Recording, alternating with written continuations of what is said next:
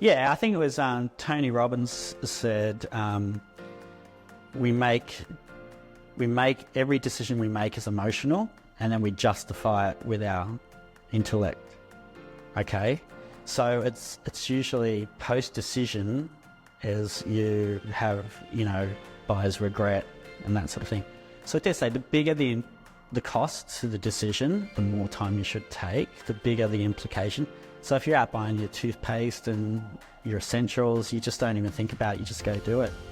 But as soon as something, if you have to save for it, or the question is, if you haven't saved for it, you better think long and hard about it, because that means you're borrowing money for it. If you're borrowing money, then you're buying something, if it's a depreciating asset, not a great idea.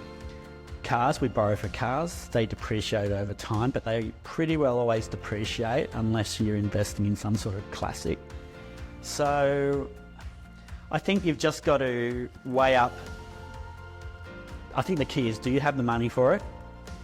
And if you don't, then you're borrowing, then you just take more time, and then you have to see it. If you're borrowing for it, you have to see what is the lifetime value of that, what you're buying. And if you're willing to borrow for a car, say, you just count the depreciation, you have to pay the debt down, that'll keep pace with it, or faster.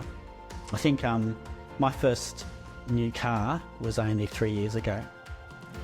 So it's the first time I bought a new car, because they lose so much value. I rewarded myself prior to that with my first newest car, which was a 1-year-old Prado, and then I paid it off in 4 years, and I worked out how to do that. And a lot of my clients come to me, sure, I lease cars and things like that. They're all big decisions, and but they're all depreciating assets.